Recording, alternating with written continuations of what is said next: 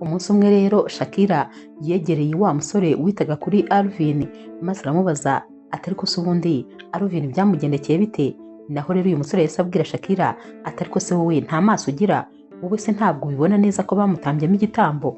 Papa we yamutanzemo igitambo kugira ngo abone amafaranga. Naho Shakira n'ubwoba bwinshi yatangiye kureba hirya no hino ngo arebe ko nta muntu wigeze wumva ibi ngibi. Ati none se kubera icyo uri kuvuga ibyo bintu? Naho rero uyu musore ati numva bavuga yuko ngo yamutanzemo igitambo afite imyaka 10. Ibintu by'abakire rega ntukabyizere. Amafaranga baba bafite buriya kenshi cyane aba yaravuye mu nzira mbi. Uriya rero nawe ngo nyine yatanze ubwonko bw'umwana we kugira ngo akunde abone amafaranga.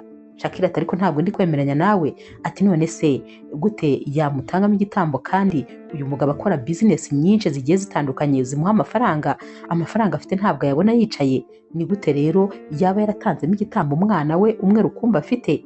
Naho rero uyu musore atari ku wundi ko ndeba ibintu ndi kukubwira udashaka kubyumva, ubundi iyo wigumanira ibyo wari ufite ntiwirige uza kumbaza icyo kibazo ko wari ubizi neza ko ibyo ndibuze kukubwira utaza kubyemera.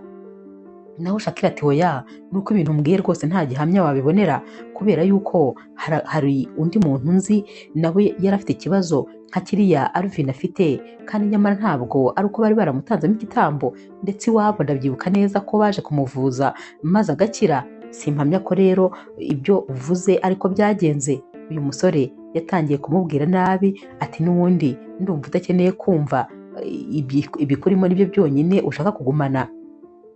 Naho rero Shakira yahise amubwira ati umbabarira ahubwo kuba nari nkubajije rwose ibyo bibazo, kuko ibisubizo mpaye ntabwo ari ibisubizo byiza, nta nubwo ari ibintu byo kuvuga kuri boss wawe uguhemba. Shakira rero na Alvin bakomeje kuba inshuti, ari nako kandi papa wa Alvin yakomezaga yitegereza aba bombi maze rwose akareba ukuntu bahuza mu bintu byose, dore ko yakundaga kubitegereza batamureba izindi nshuro ndetse akabarebera kuri kamera zo mu rugo. Umunsi umwe rero umukozi watekaga, ubwo n'uwakoraga mu gikoni nyine hano iwabo wa Alvin, yarasezeye maze arigendera. Shakira yari akimara kumva ko yagiye yahise atekereza ko byaba ari umwanya mwiza wo kwisabira n'aka kazi, dore ko yari umukobwa uzi guteka cyane, ndetse akaba yarabonaga ko ibintu byo gufungura urugi yongera afunga atari akazi kamusaba guhora yicaye nyine ku rugi, kuko ntabwo ari abantu benshi binjiraga hano.